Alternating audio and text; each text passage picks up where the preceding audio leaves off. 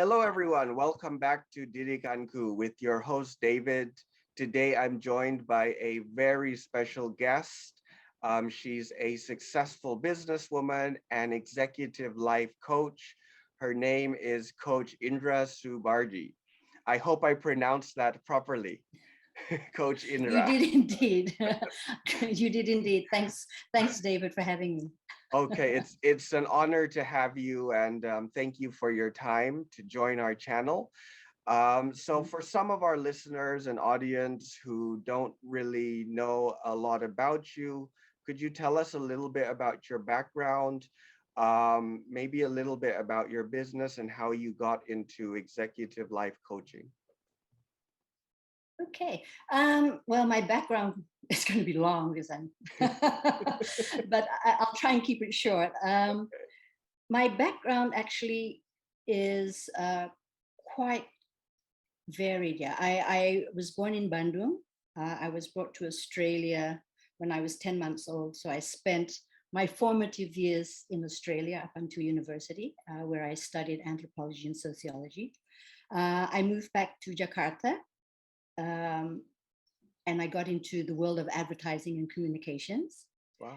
And then all of this so far, and my whole life story is one of synchronicity or chance, I guess. Yeah.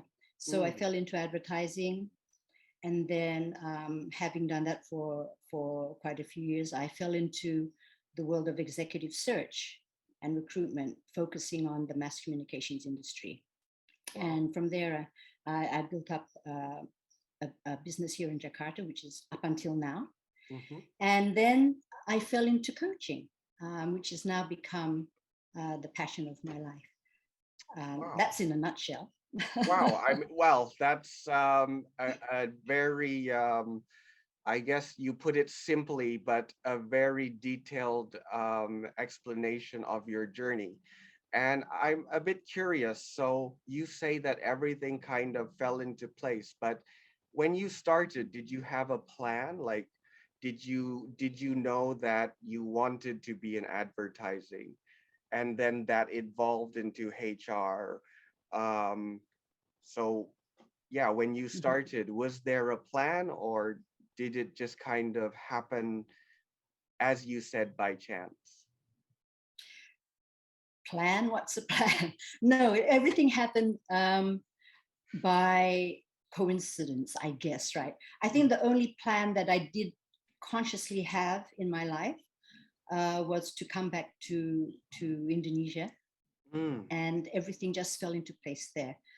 Falling into advertising was through exploration of what opportunities were available at the time, okay. um, and I guess just seizing the opportunities that came my way. And fortunately, I was blessed to have opportunities which really made me understand myself better, ignite all kinds of different possibilities and learning and lessons. Wow. And the same with executive search as well. That came at a time when I had enough experience in the advertising communications world, and I partnered with one of my ex-bosses from an agency back in Okay. Jakarta, and he opened the opportunity for setting up the business of executive search in Jakarta. Wow. And the That's and coaching was again a moment when I'm thinking, what else am I going to do in my life? And all of a sudden, you open yourself up, and mm, something just falls into your lap. Yeah. right, right. And I think that's a really important thing here for the audience, that, a lot of people want to plan out their life, but things don't go according to plan. And it's important that we keep ourselves open to opportunity. And and if we're open to opportunity, you never know where you'll go, but it takes Mhm. you somewhere very special, which is kind of what I'm Absolutely. getting from your story. But I'm also curious. So you did say you plan to come back to Indonesia. What was your motivation for coming back? Well, I think basically I had spent most of my life at that point in time in Australia. And every time I did come back to Indonesia, I always had amazing memories. We would always go back to our family house in Bandung for 3 months for summer. Wow. And I would always leave very sad, but with amazing memories. But I'd never actually lived, the life. I've always had great times. So I thought, why don't I get out of my comfort zone out of Australia, which is extremely comfortable, and see, what are the possibilities in Jakarta? And that was really taking me out of my comfort zone, and it was an amazing experience, and I've never looked back. Yeah. And that brings me to another question. When you say stepping out of your comfort zone, there's a lot of people out there who like that comfort zone and sometimes are a bit afraid to take that first step out of their comfort zone. What would you say to those people who want to get out of their comfort zone, but they're not sure like how to, they're hesitant, they have maybe all these things to consider? As a executive life coach, what would you say to those people to help them take that step to get out of their comfort zone? Okay. I think probably the the first question I would ask, or have someone ask themselves, is what would it cost for you to move out of your comfort zone? Or if you look on the other side, what could you possibly gain if you do move out of your comfort zone? So like look at the risk and look at the reward. Yeah, and it's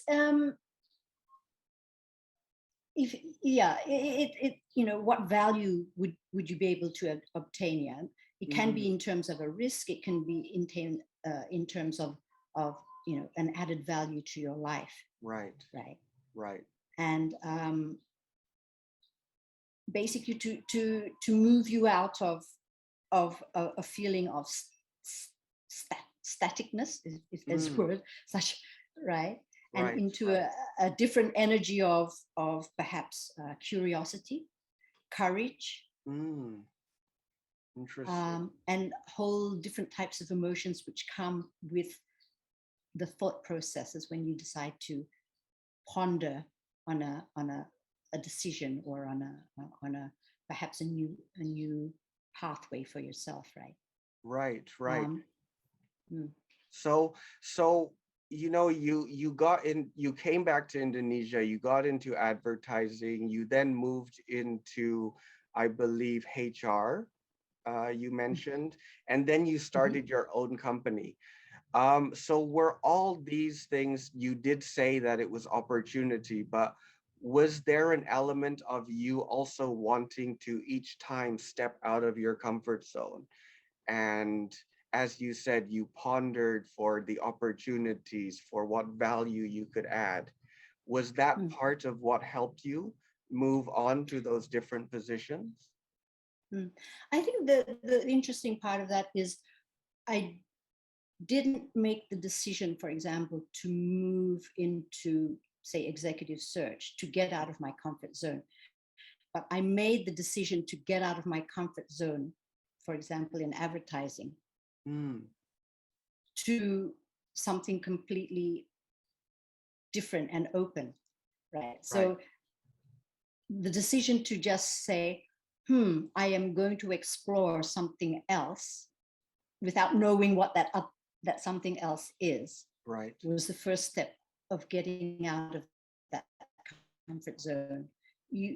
I didn't feel I had to necessarily know what it was that I wanted to pursue, but what I knew was I needed to move. I needed to do something different. And so that opened up a whole lot of possibilities. And it was like, okay, now I've got the courage to get out of here where I am now. So what else is out there for me? Right.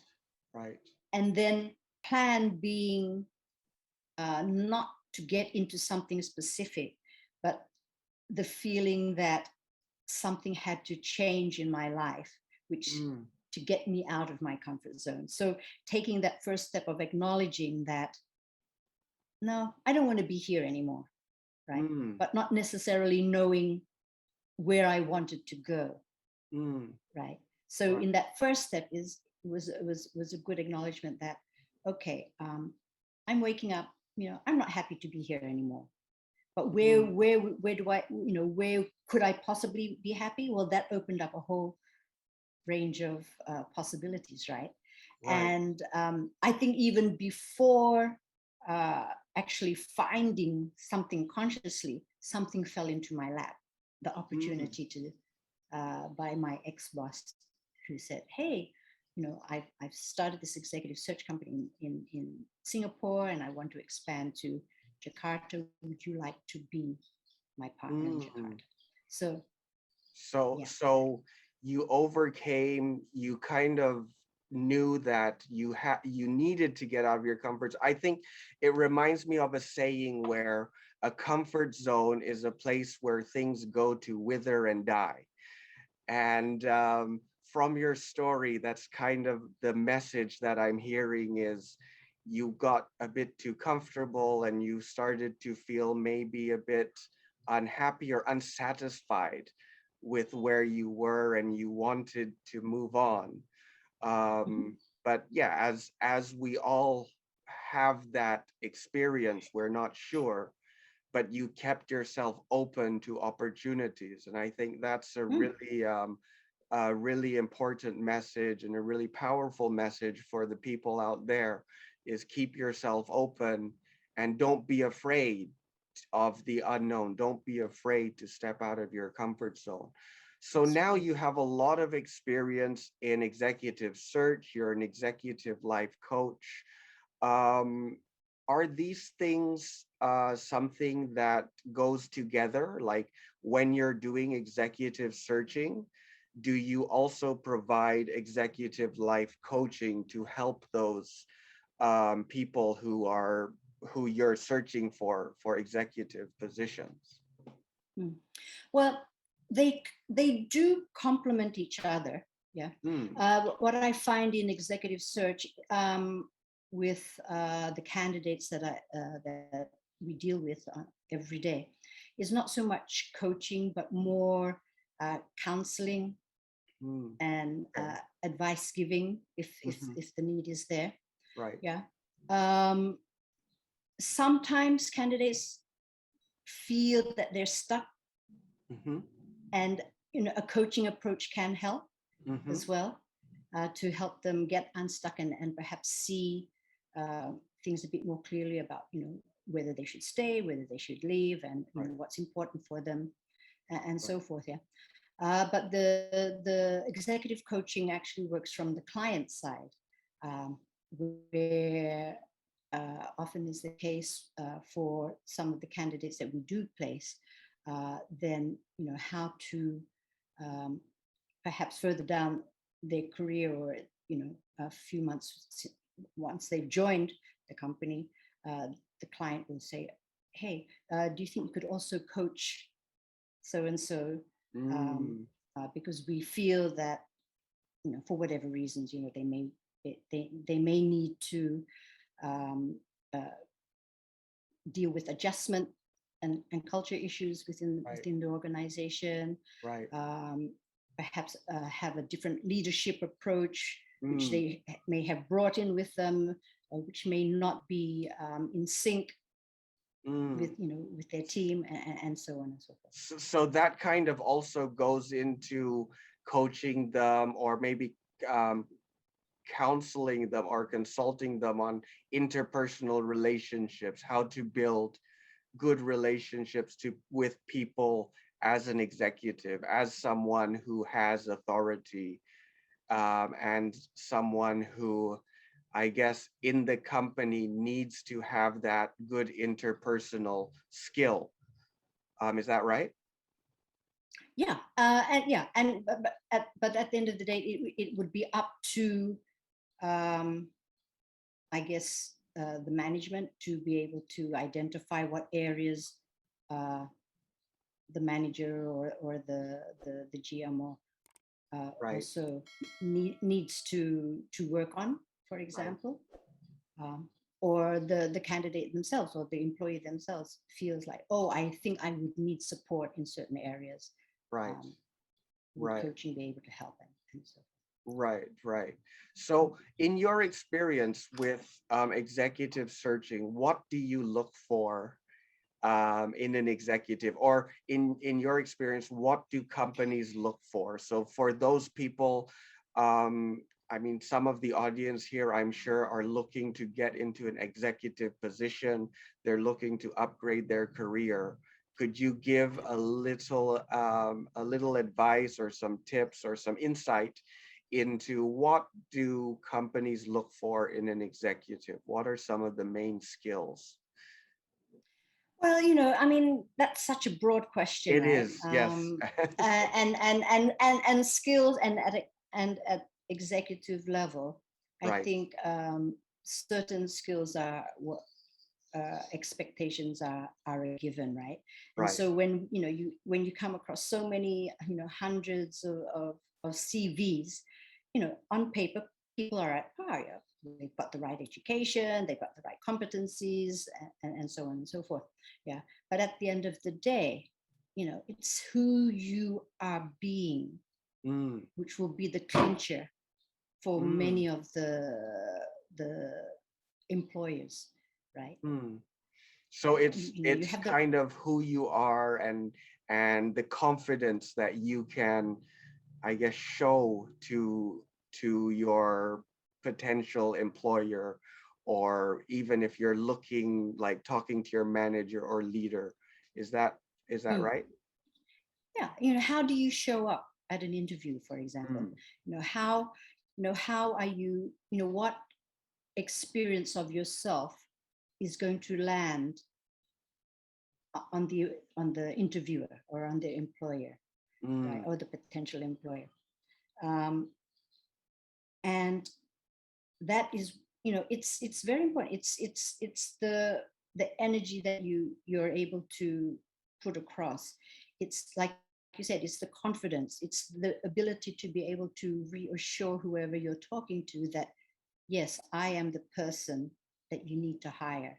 And where does that come from, right? mm, I mean, you can easily say, right, yes, I know how to do this, I right, have done that, but that's all words, and right, that's all based on on trust, right? right, You can say that, right? And what you write in your CV is whatever you write in your CV. But right. at the end of the day, how do you get your foot in the door, right? Mm, Is how you land on the interviewer. Are you exuding an energy of, yeah, I can trust this guy, or yeah, mm, that guy has something which the other guy I interviewed before didn't have, mm, right? And so you're coming into a lot of um, different areas right, of assessment, right, right? That comes into play. right. Um, Wow. yeah. And So and yeah, it's such a broad question, I and know, I know it's such a yeah. broad question, and I would like to get into specifics, but I think Mm. for this session, we'll leave it broad, and I'm sure there'll be comments from some of the viewers, and we can get into specifics maybe next time. Yeah, sure. Um, but that's I think again really important that it's how we carry ourselves. If we want people to trust and believe in us, it's part of how we carry ourselves, how we are able, as you said, to uh, extend that trust to people.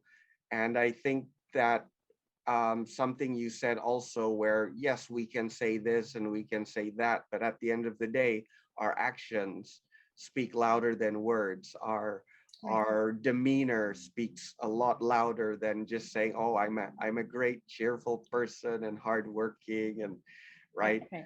So that's again a good advice and very good tip, and Mm. perhaps yeah, we can go into specifics Mm. in the Yeah. future. And Yes, and you have and something to add. in fact, in the coaching that I have been trained in, which is ontological coaching, That is exactly the areas that we deal with. We Mm, deal in the areas of body, emotion, and language, mm, um, which affect what we do and how we act, which in turn affects the results or the experience that we have in life, right, right? right. Wow. Um, Yeah. so I'm a little bit curious here, and you talk about, we need to be confident. So I'm curious, when people are looking at executive positions or um, potentials for those executive positions, are hard skills or soft skills more important? Well, definitely both, right? You do have to have the skills needed to perform a job, right? And your experience or your past experience in companies will testify to that fact that you have been able to carry out your job, say as an operations director, as a creative director, or whatever that position is, right? Because without those hard skills, you wouldn't be able to perform. So if your track record has been on paper looking good, you've held this position, you've been promoted to that position, then one can safely assume that you have had the hard skills, because within a company you would have been reviewed, you know, Mm, every okay, quarter, every 6 months, every year, right? right. And so forth, right? But then the question to ask is, how were you as a leader? How were you as a manager, Mm, right? Did you have a high turnover of your team, right. right?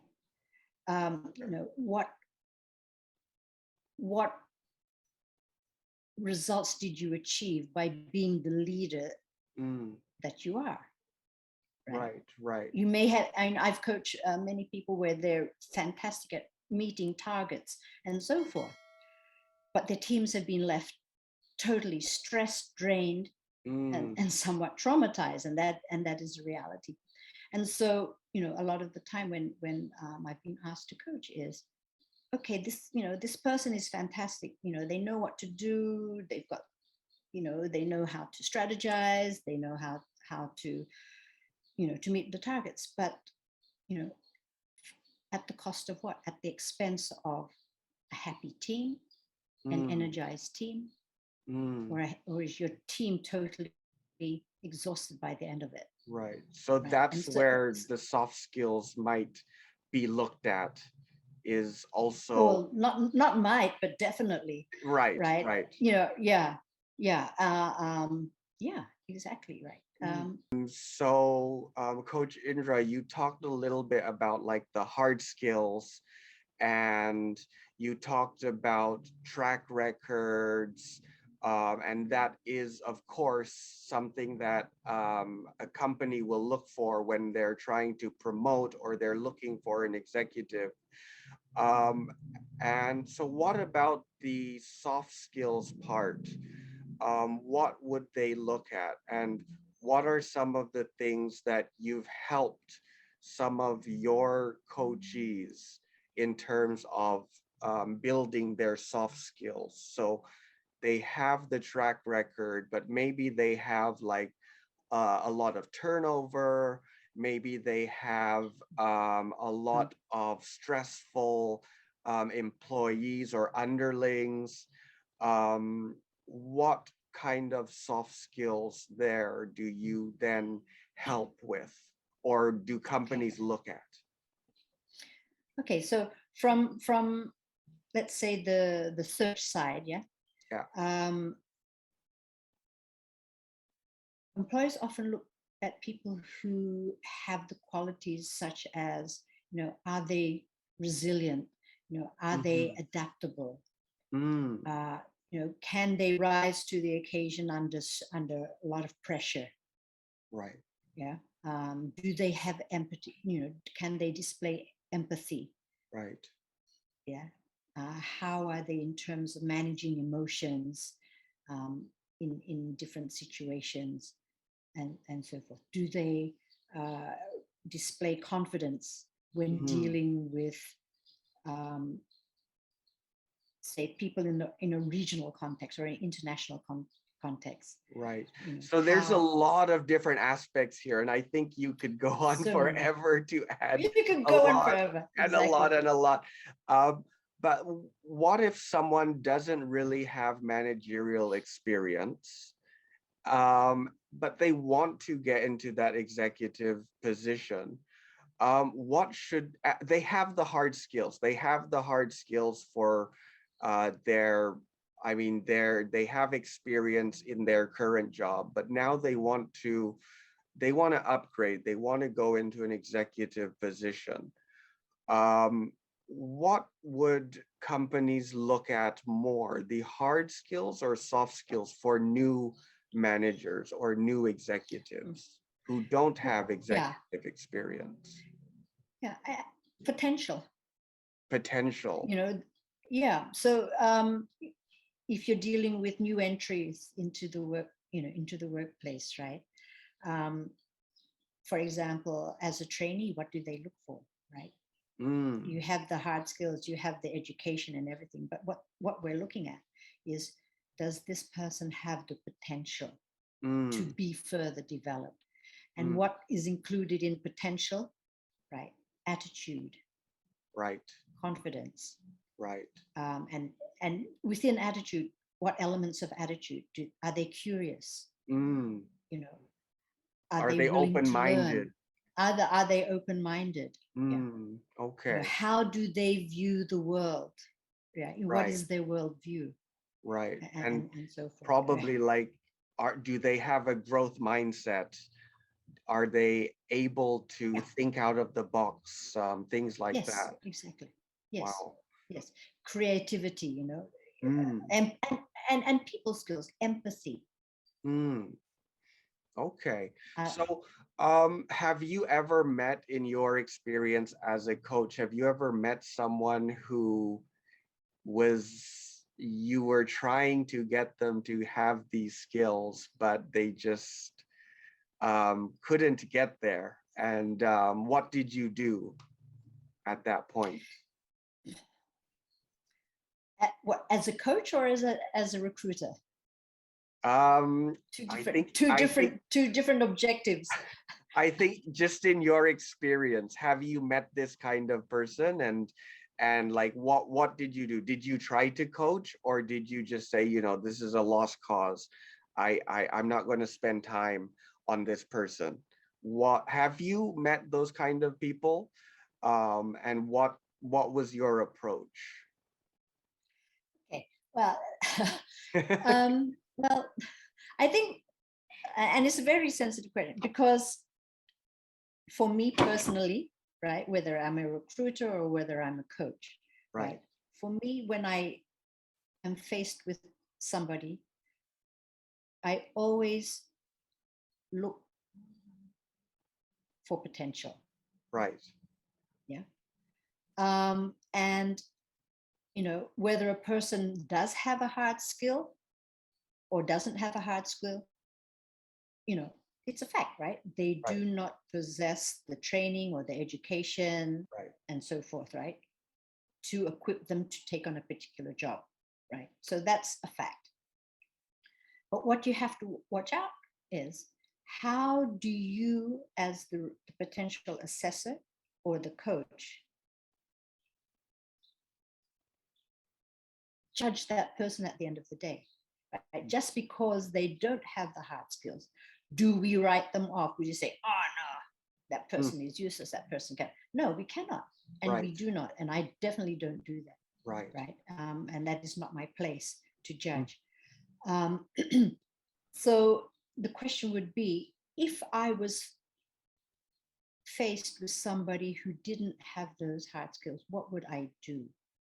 Would I well, encourage them to? what if also it's not just they didn't have the hard skills, but they didn't have the soft skills, and you did try to, have you met someone that you have tried to mentor, to counsel, to coach, but they just couldn't change. Have you met that kind of person? And what would you do with that kind when you're met in that situation? So you mentioned, like, as a recruiter, as a coach, of course, we keep an open mind. We're looking at potential. We want to help people, but at the end of the day, in my experience, especially, people have to want to get help. People have to be willing to be open to advice, to change, to discovering themselves, to self-reflect. Have you ever met a case, though, in your vast experience where you were trying to get them to that point, but they just couldn't get there? And if you have, what did you do? And if you haven't, if you did, what would you do? Wow. Okay, as a recruiter, if they don't meet the criteria, then they don't get the job. Right. Or they don't get the interview. That's As the simple as easiest way. that. Right. That's a simple. But then that's the recruiter's hat, right? Right. Because of course, as a recruiter, you do have to, check the boxes, right? What is expected by the client who you're recruiting for, right? So yes, people will meet certain standards and certain expectations, and some people will not. So at the end of the day, tick, tick, tick, no. Yeah. But as a coach, right, it's not for me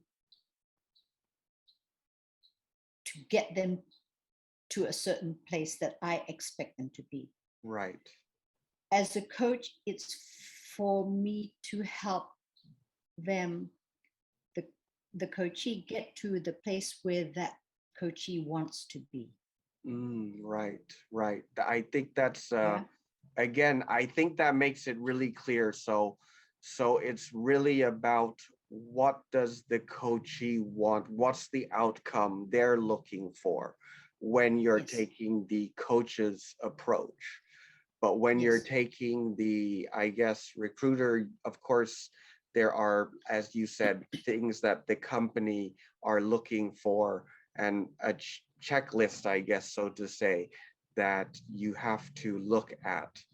Okay, Yes. I think that really sums it up very clearly, and it just makes me have more questions.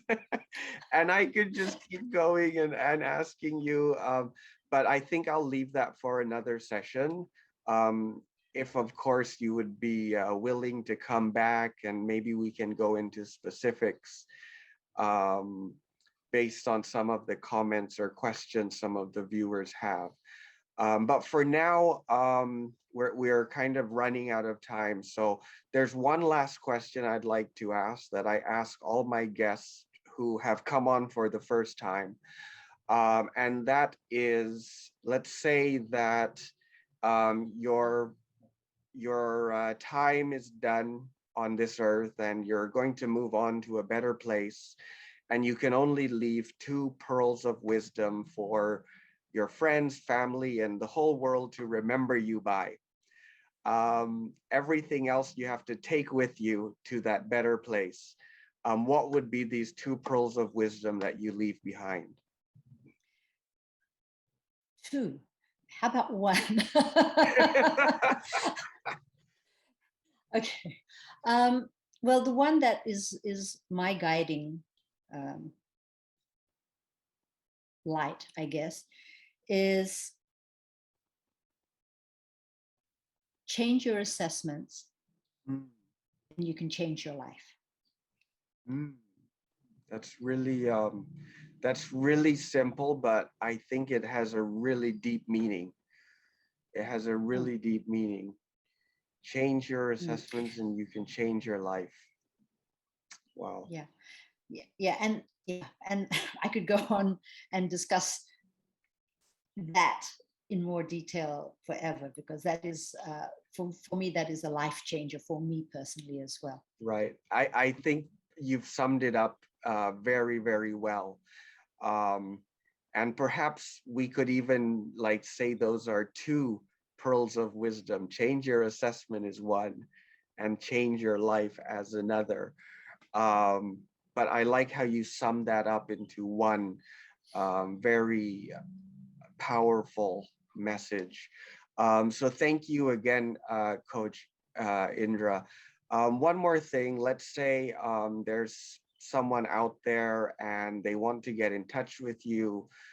They're interested in having you as their executive life coach, or they want to apply for an executive position. What's the best way for them to get in touch with you? Oh, okay. They can find me on LinkedIn, or on Vice Coach, Okay. or they can email me. Okay. Or I give So I can put the links in the description. So everyone, if you're interested in connecting with Coach Indra, I'll leave her LinkedIn link. I'll leave her Vice Coach link, and with your permission, of course, Coach Indra, could I leave your email, or can they Yes. find that on LinkedIn? I think you can find it on LinkedIn, but I will definitely give it to you. Then you can put it on wherever you usually put these things. Okay. All right. Well, it will be in the description there then for the Okay. viewers. If anyone wants, please look at the description. Again, based on this conversation, for those listening and are interested, if you have comments or questions, or if there's something that you would like to discuss, and if Coach Indra, of course, is available to come back for another session, we could address those questions. But thank you again for your time, Coach Indra. It's been a pleasure talking to you. Thank you. It's been really informative, and I think there's a lot of useful stuff. I mean, for me personally, and I'm sure for the viewers out there. So thank you again. And I do hope we can talk to you again sometime soon in the future. Thank you, David. Thanks for the time as well. All right. Thank you. And thank you, everyone, for viewing. Bye-bye for now. Bye.